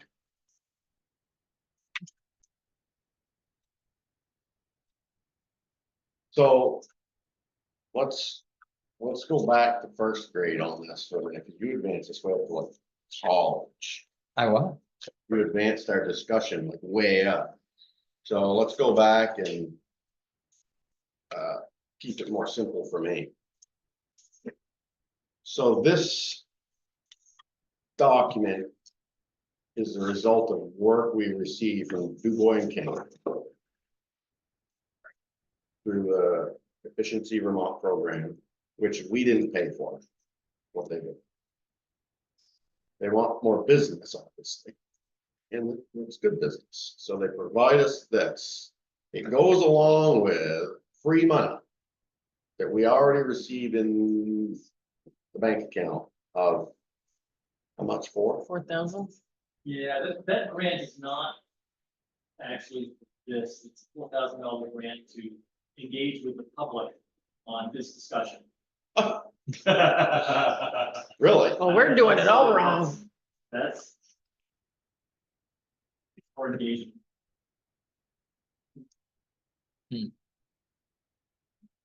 Well, that's important information. And 4,000 doesn't buy you much. Yeah, and it's. We need to get that copy of that. Yeah, I thought it was money to use towards some of these recommendations. That was the discussion we had, so must be we had a discussion in error. It's to get you to the point of doing this. I think for most towns, they'd have to raise taxes to do it, right? You gotta spend a lot of money. That's where I was going next. So that's, I think was the intent. But let me surface that grant statement again and I'll give it to, make sure Matt gets it. So, yeah, so the next, thank you, David. So the next layer of that conversation would be, you know, our budgets are for regular maintenance and upkeep of what we have, right? It's not for new work. If we had wanted new work, we would have put in a budget amount for this center for windows or whatever, because we don't want to use those special funds. If we want to think about what we're doing. So this would be potentially something we would go through, identify what the group thought was important to do, and either make it part of the next year's budget or do a standalone, like what we did last year with a lot of those bigger projects that, you know, that we feel that contained in this document, there's, you know, $25,000 or $50,000 worth of good investing for infrastructure, because there's payback. They actually put it all in here, right? Yeah. So some of them are just a few years payback on your money, some of them are longer. The one that's in front of me is a 14-year payback. Well, there's a lot to think about. And so, but if we went through that all and we said, well, let's choose these $25,000 or $40,000, we would probably responsibly say to the town, do you want to do that? And they can vote it up or down, and then we would go out and do it. I was thinking something else on the 4,000, but that's not going very far. No. If you choose a lot of these bigger, Yeah, 4,000 is not gonna get you very much. no. And so, do you have any guidance for us on this, Matt? Well, I mean, we kind of brought it up at town meeting last year. The voter, remember, it got voted down, and they kind of wanted us to come back with a better plan this year For this, for everything. And, All of it, you like the know. boiler and The stuff too, to boilers, upgrade yeah. all that stuff. okay, you're connecting this with the boiler Yes, the conversation. heating systems and all that, thing. That was, they wanted a better plan for that, the town wanted a better plan. For that. I thought that this would sort of get us. I like it. I like it a lot. And maybe some tie-ins. Right. That, you know, like I'm with you, some of the bulbs and the easy weather stripping, there's some very easy, Yeah. basic stuff there. So you were thinking that we can wrap it all around. And it's a professional service that gave us Right. information. It's not something we We've got gotta some go recreate. documentation. We got some documentation to show them, town meeting day. Say, hey, look, this is saving town, this is so much money over the next whatever years.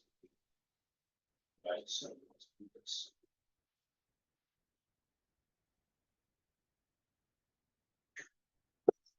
Well, that's bigger conversation. So you made me shift gears, so I'm not ready. That's okay, Yeah. that's why we got it, that's why I got it out in front of you now. So why don't we? You guys aren't ready for that sectionary. I'm not. No, I mean, if you two were, then I could follow along, but. I We don't just know. been talking about it and I just sat down and went through everything with it. I just, I mean, Thank it's you. big, it's a lot, there's a lot. It's a Yeah. lot. Yeah. So why don't we do this? Let's say to Matt, get it on the next reasonable agenda. Whenever we've got a semi-slow. not the next one. Yeah, right. That's the next one. Whenever we have a reasonably slow one, and we'll have enough, give us enough time and re-look at it again with that concept in mind. That we think about it to tie it into what the town asked us What to the town asked us to do. put back in Yeah, front of put them. back in front of them. And then we could collect that all up as a piece and put it aside when we go to creating the town's, town meeting agenda. It'll be there. I like that. one thing is, I think we talked about the furnace, the boiler here. How close was it to being dead? I mean, it was, Well, if you ask Deb, it could be really gay now. She knows it better than anybody. But that's another reason why I got it out, because, we're thinking about what we're gonna use to heat the building in winter, oil, or whether we switch to propane, or, so I just, yeah, it's good to start thinking about these things now, so that. So we've asked Jim, Yeah, to get additional information on that, and he's been working, I know, yes, yep, on some of that stuff, so he's just not, he'd have it here if he was ready. Yep. So he's doing that work to get us those. We are the luckiest town in Vermont, right? If it blows up, we just fix it. So I think we're doing it responsibly. So let's let Jim keep doing what Jim is doing. Get us that, and we just add that right in. Yeah. When we do the whole thing, and then put it on the next agenda that makes sense. We'll make a decision, it'll force us, very good. but some of that little stuff should go in there. Yeah. All right, next we have Dave Barlow with the budget report. Yes. Go Dave, Okay, and first to that. absolutely. Go with that. No, I've got mine that I've been making notes on. That's going on. Actually, it's easier than- Yes, I much prefer paper.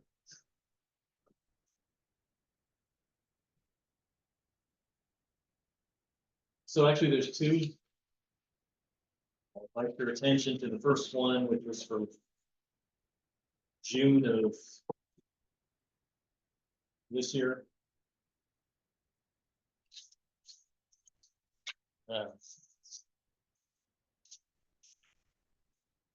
And then there's a second one for the end of July. Oh, there we go. June 30th. Yep, it's got it. So what? You got them? June. Yeah, so what you see is the closeout of fiscal year 24, which is the end of June. And you can just kind of glance through that, the report, percent of the fiscal year complete, 100%. And it shows revenue received for the landfill is, right up close to 2 million. Some other revenue we had that filled right in, and we ended up at 100.4% for revenue for the general fund. Go down to actual expenses and transfers. We actually only spent 87.9% of our budgeted amount on the operation of this building essentially. So excluding the roads and highways, but this stuff. We did give $250,000 to the town foundation. We did transfer $250,000 into our own investment fund and a budget item. And you can see when you compare revenue received, actual revenue received to actual expenses and transfers, we're 93.3% spent. And that leads us to the next number right below, again on the right-hand side, where it says that projected excess revenue. On the actual column, just right at $1 million, with the careful note there that it is unaudited.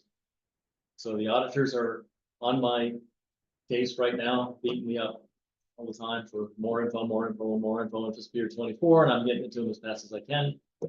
So hopefully we'll have an audited number. I would be so bold as to suggest it will be in that region, but we'll see.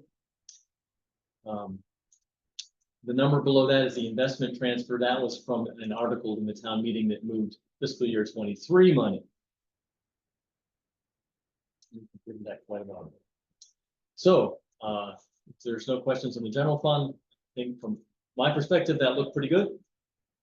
Underspent slightly, not too much, and budget, and we had money left over, as you can see. On the highway fund,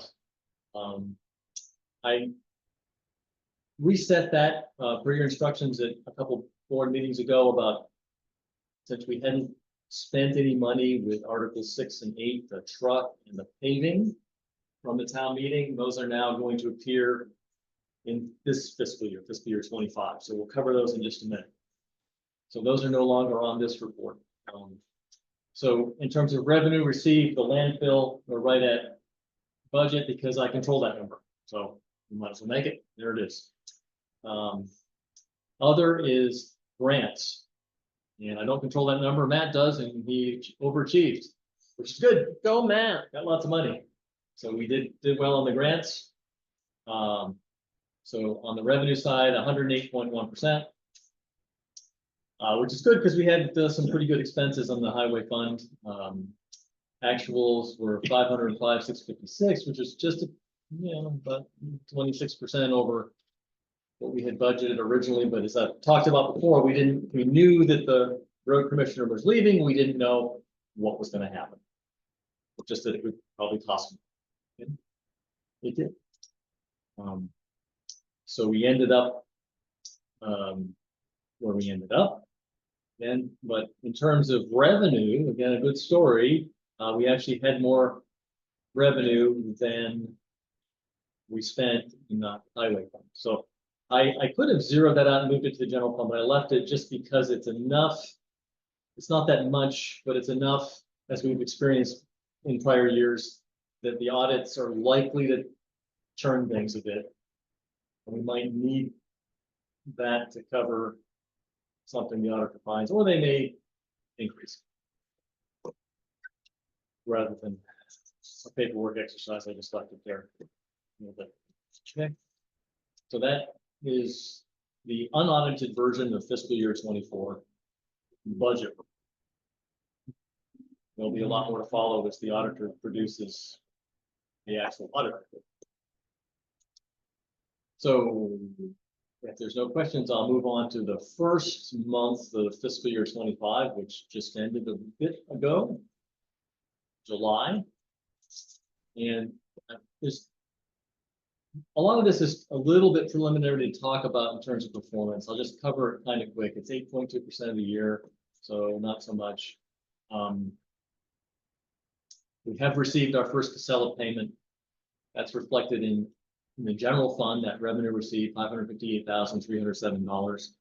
I haven't moved any of that yet into the highway fund.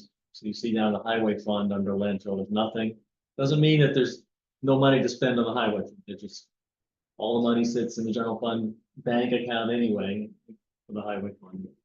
Eventually, probably after we receive the next landfill payment, I'll move some into the highway fund.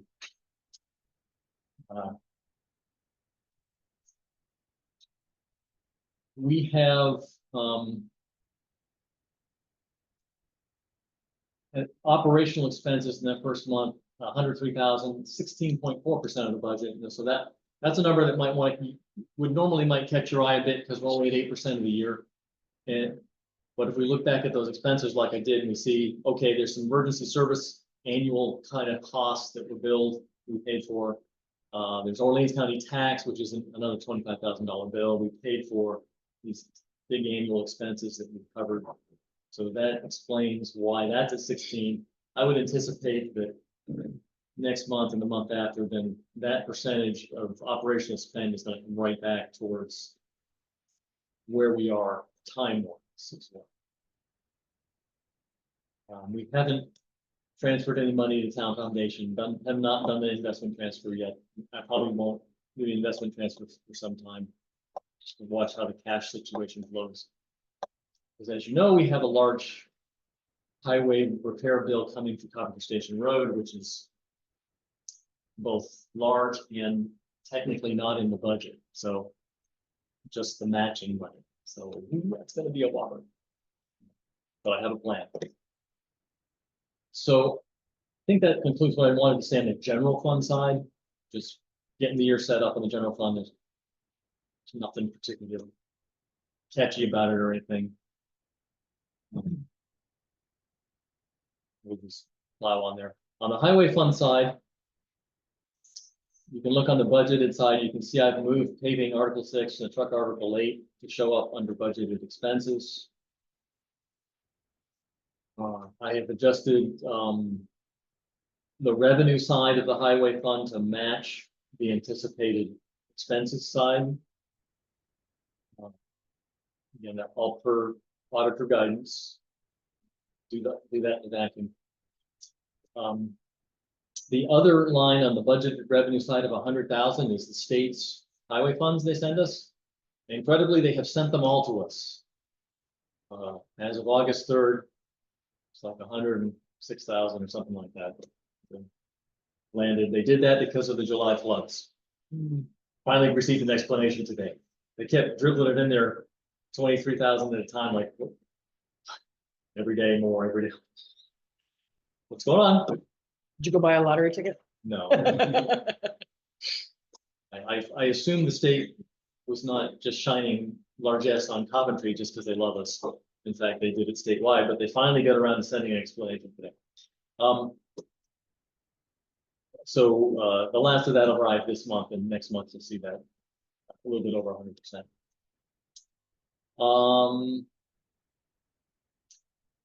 I think that pretty much fixes what I need to say about this first month here. I've yet to get clarity from both auditors and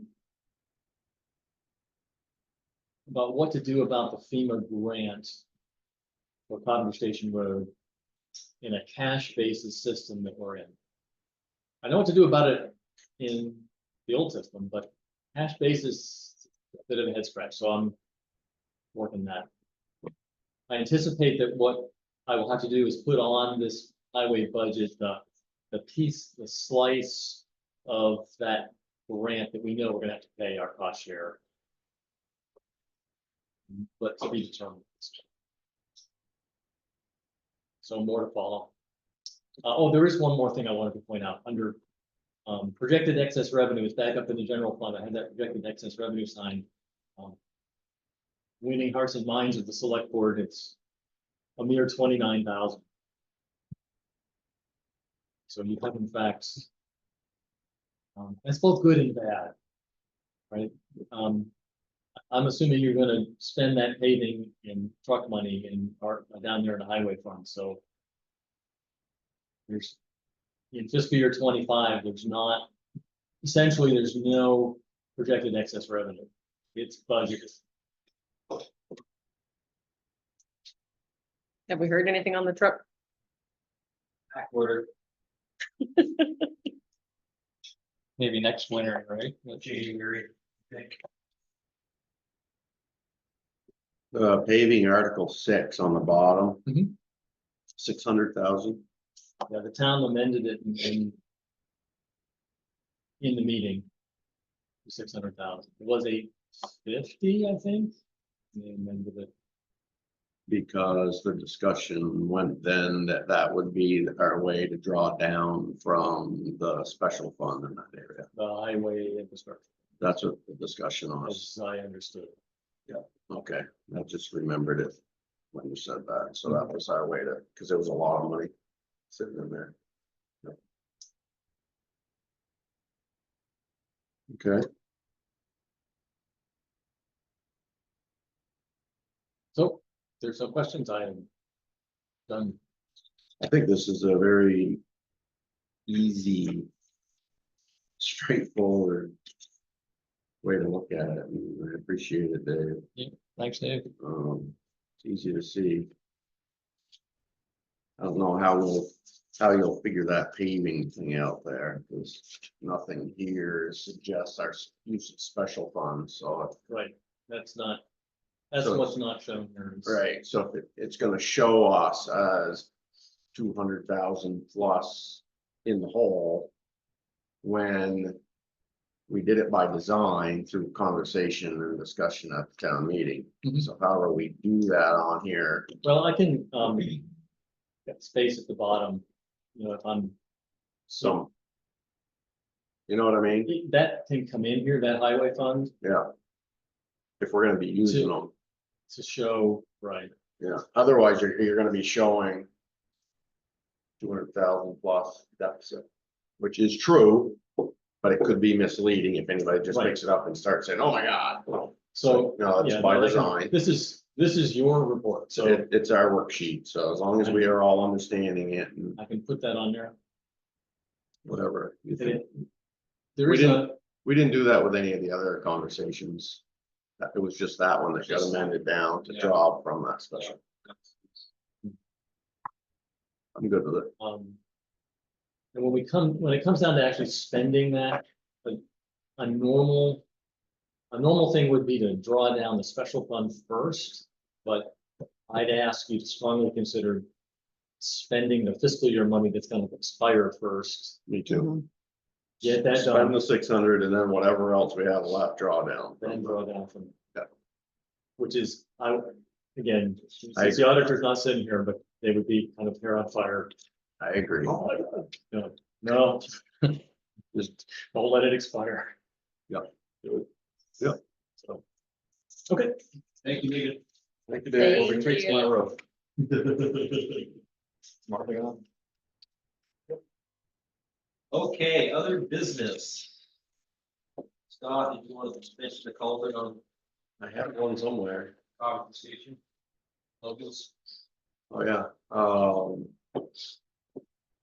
The Logans.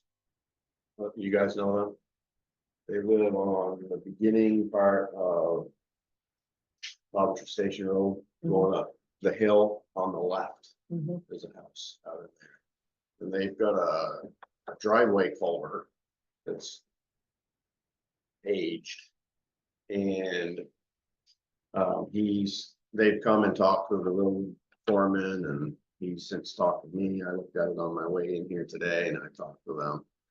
Since the town has tarred that road, it really sheets off the road more than it used to when, you know, all of that was designed. And, also, I think conversation was the cornfield above it was not corn then, it was all grassland. So that between that and that tar, it's throwing a lot more water at that ditch.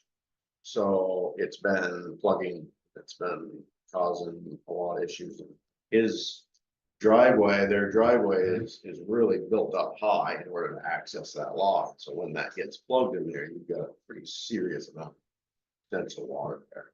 So if and when that was gonna breach through there, we're gonna get a big charge of water on the road. And So- undermining the road too. Yeah. So driveway culverts are practically and normally the responsibility of we as residents, but I think in this case, based on the change in the road and everything and what we potentially could be looking at there, we should probably let the road crew go in there and change that out. I don't know if Nathan's gonna want the same size culvert or a bigger one. I think it's a 12 now. Probably part of that whole plan would be to upgrade that to an 18, I think is what they normally use on grades like that. I mean, a standard 12 right on the regular stuff, but that's a big hill right there. Yeah. So, I mean, it's a road crew issue, but I thought, let me make sure, you know, because it's a little unique and outside the norm, but I mean, I would support it. It's potentially gonna mitigate undermining. Yep. our Is road. it, something the road crew can do? Cause like the big ones like, Hancock Hill and stuff, they have somebody else come in to help them. No, they can reach out with it all, yeah, because of the depth. Yeah. Yeah, no, it's not that deep. There's no hurry, there's no big deal. It's actually timely because, we've talked just recently about, we got really lucky with all these floods. They've gone Yeah. around. Oh, us, yeah. Hitting all these other towns, and we got really lucky. And so, Matt and I talked about it a little bit, and I'll talk to Nathan, which is, you know, take your luck and spend some time instead of repairing those, going and looking at every culvert we got. You know, I'm sure we've got some like that one that are plugged or half plugged. He did actually, there's a couple on Pine Hill that we got tipped off on that had been plugged up. So I think we'll just be asking the road crew, just do that. You know, good annual inspection anyway, but Yeah, I've heard Middle Park Road too is washing some, maybe the big, the great big culvert as you go in. oh, So that might be something they wanna look at. okay, yeah. And it might be What kind of fine. headers that? That's cement? That's a big Middle Park metal Road. part. No, I think it's a big That's one, not a but box it's, culvert, is it? All right, yeah, I'll make sure that I mention that in my. Another, discussion. another culvert, now we're on culverts. My uncle has some land on the river. Yep. He can't get to it. Yep. And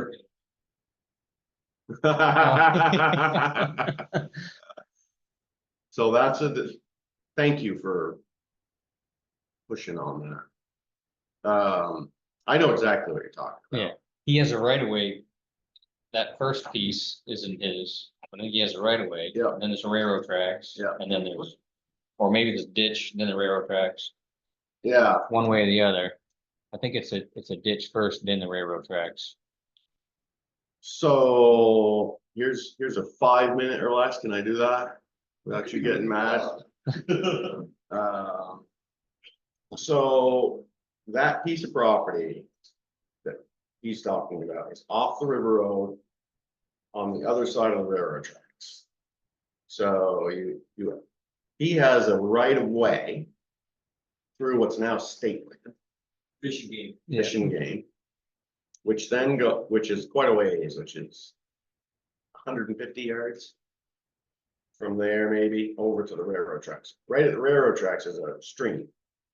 The culvert was that stream, which is his right of way, and then he has deeded right away across the tracks to his property up there. The town, this is where this has become an issue, has been an issue in the past. The town of Coventry removed the culvert. And that was an issue originally when the town removed the culvert. The current landowner then, Fred, yelled at me. Rightfully so. And the town went back and we replaced that culvert. The town then again removed the culvert since then. Now the property is transferred from Mr. Webster to another Mr. Webster, not that one. Right? Yeah.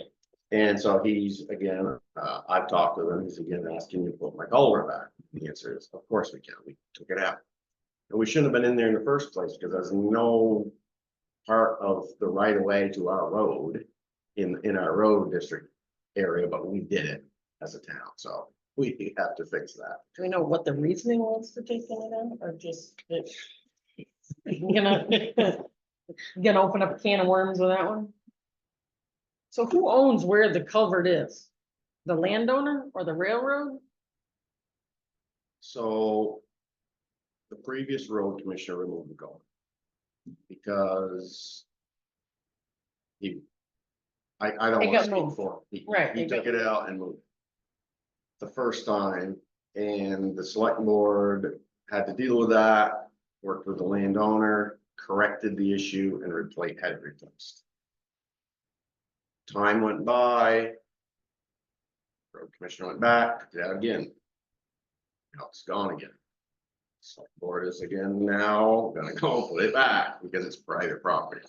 It's nothing to do with us, our town. So we're gonna do the right thing. It's the Fish and Game land now, that land's transferred ownership now too, so because it's Fish and Wildlife. And because it's a railroad crossing, which we just learned about paving, right? Yeah. Probably a good idea to make sure we're taking partners with those landowners to let them know that the town is gonna be replacing a culvert. So that we don't have any issues for our responsibility, so that I told Matt to go figure all this stuff out. On, you know, what we do or don't have to do. And then we'll, if we gotta get a permit, or if we gotta do whatever we're gonna do to replace that, we will, but. You haven't gotten through all that yet. I've gone up the chain pretty high. Oh. I just need the right person to give me, they just keep kicking me up to somebody else to give me. The next one, okay, so You know, you gotta call this guy, you gotta call. this keep guy. it on your priority list and just Yeah, and remember. I've actually got to call the right person this week, to call Right. back. I've explained everything to them. Yeah. They don't think it's gonna be a problem, but Right. you know how long it takes. I do. So that's just to make sure that, you know, when Matt presents it to us. We're. You know, we're gonna enter that land, and even though there is a legal right of way. I mean, we don't have that legal right of way, right? So we don't wanna go into those. Areas, so. People want them to see us hauling an excavator out there without asking. Right, yeah, right in the middle of the road. Okay. So I'll come and talk to you sometime just to catch up more on that. Sure. Yeah. Yes, easy. It goes back. quite a On few that years. drill part, it's washing out all the culvert is, are you guys aware of that? Yeah, Carrie just. Okay. Yeah. Which one? Trailer park, Middle Park Road. Washing? we'll check it out. Okay. Thank you, Kevin. I just. You got some minutes there to approve? I have one typo. Oh, no. Dave's supposed to catch those for me. Yeah. Just let me know and I'll fix it. All right. You wanna know now? Doesn't matter, circle it or whatever. I did. What is this? Spell Kate's name wrong. So she's identified correctly.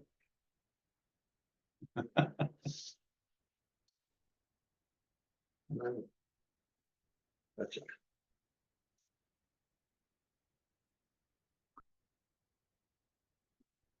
No, she got any more. No, looks good.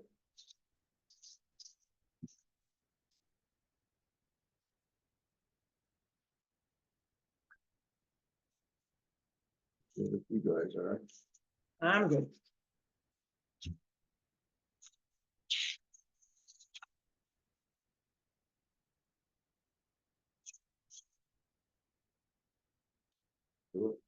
I make a motion to accept the minutes of the select board meeting, Town of Coventry, Monday, July 22nd, 2024, as presented with one typo corrected. I can't, check No, Dan can't do this. No. Wasn't there. over here. I will second that. All in favor? Aye. Aye. Good. Sorry about that, And man. warrants are up there.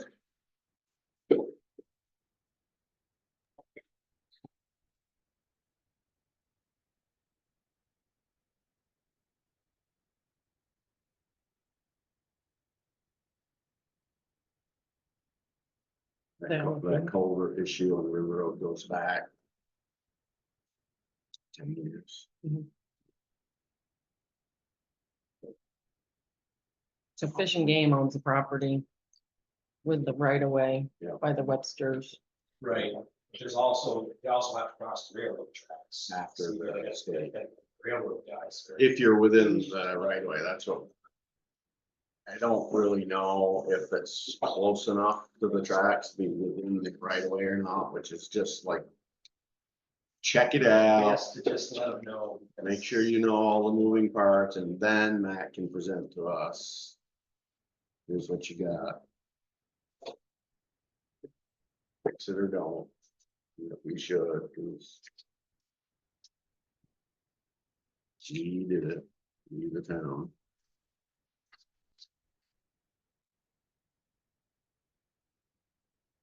No, I've signed that.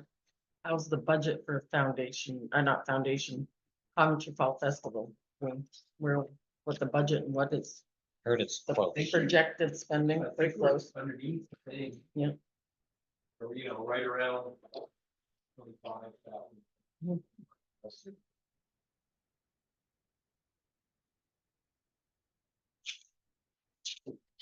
She's done a lot of work on it.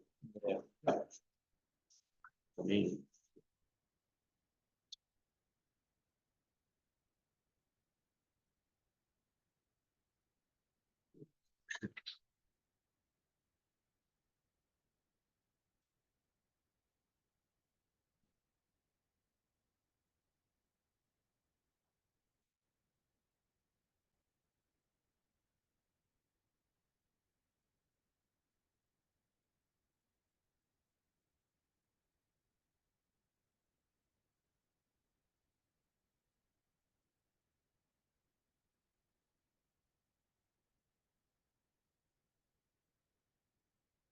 Good.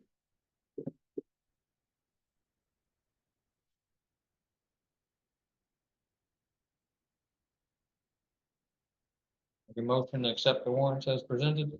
Second. All in favor? Aye. Aye. All right, somebody can adjourn us. Make a motion to adjourn. Second.